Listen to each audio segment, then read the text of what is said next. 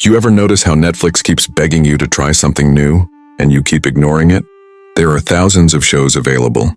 Award-winning dramas, critically acclaimed series, something your coworker won't shut up about, and yet somehow, you're back on episode 1 of a show you've already memorized. Again, you know the jokes, you know the twists, you know exactly which scene is going to hurt, and you're choosing it anyway. From the outside, it looks strange, almost lazy. Like you're stuck, emotionally parked in the same place, while the rest of the world is chasing the next big thing. But here's the truth most people miss. Rewatching isn't a lack of taste. It's not nostalgia addiction, and it's definitely not because you ran out of options. It's because your brain is doing something very intentional. Let's ask the uncomfortable question first. Why would anyone willingly watch something when they already know exactly how it ends? We know the hero survives. We know the couple gets together. We know the final line before it's spoken. There's no suspense, no surprise, no mystery. So what's the payoff? Because according to psychology, knowing what happens next isn't a bug, it's the feature. Researchers refer to this as predictive comfort, the brain's preference for experiences, where the emotional outcome is guaranteed. When life feels chaotic, uncertain, or overwhelming, your mind starts craving environments it can fully predict. In modern life, it's basically uncertainty on hard mode. You don't know if that email is good news or bad. You don't know if the economy's about to shift again. You don't know if that plan you're working toward is actually going to pay off. But when you hit play on a familiar show, your brain finally gets a break. It knows who's safe. It knows who gets redeemed. It knows when the tension resolves. That certainty lowers stress almost immediately. In fact, brain imaging studies show that when people rewatch familiar content, the amygdala, the part of the brain responsible for threat detection, becomes less active. Translation: your brain literally stops scanning for danger. That's why rewatching feels calming in a way new shows don't. New content demands work. Who's this character? Why did they say that? Is this important or just filler? Should I be paying attention? Your brain is on high alert the entire time.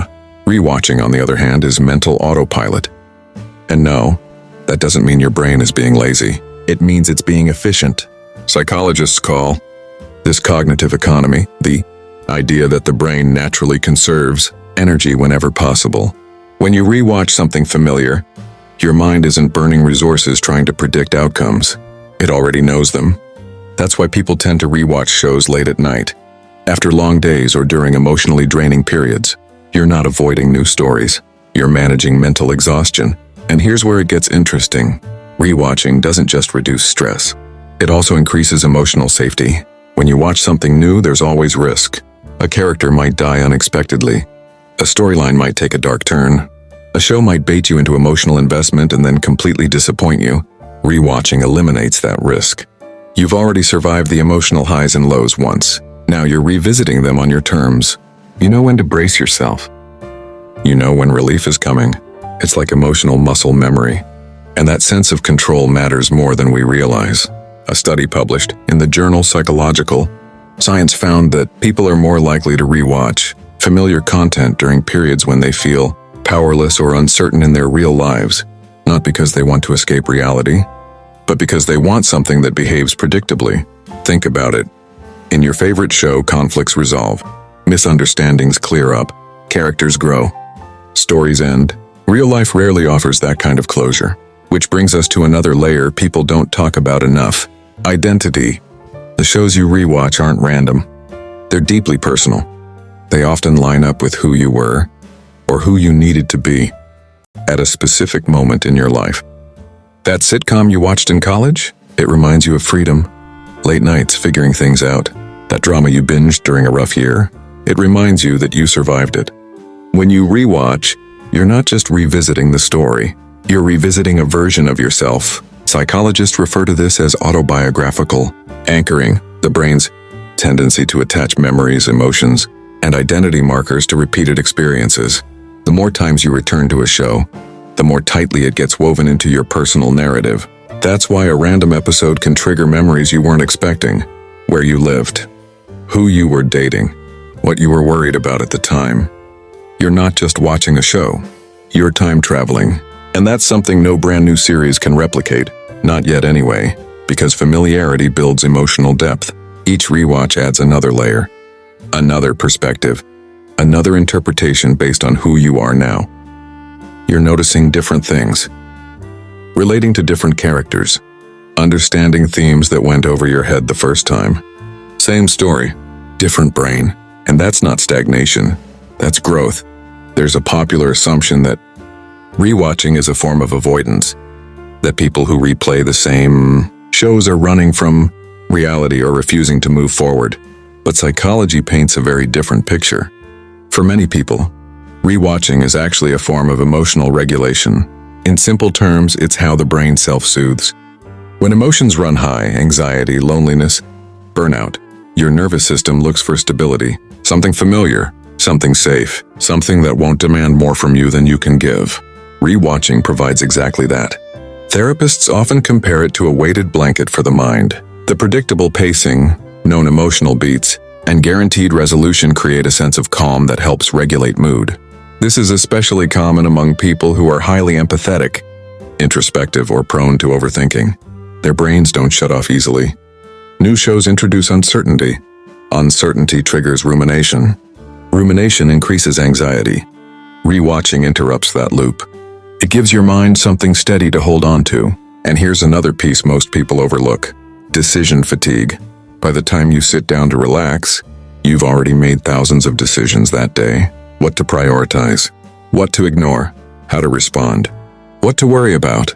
Choosing a new show sounds simple, but it's still a decision. What if it's bad? What if it's slow? What if everyone loves it and you don't? Rewatching removes that burden entirely. No research, no risk, no regret, just comfort on demand. That's not weakness, that's efficiency. And culturally, this behavior is becoming more common, and especially in the US. Why? Because modern American life is fast, overstimulated, and emotionally demanding. Hustle culture glorifies productivity, but rarely acknowledges emotional recovery. Rewatching fills that gap. It's one of the few activities that allows you to rest without guilt. You're not doing nothing.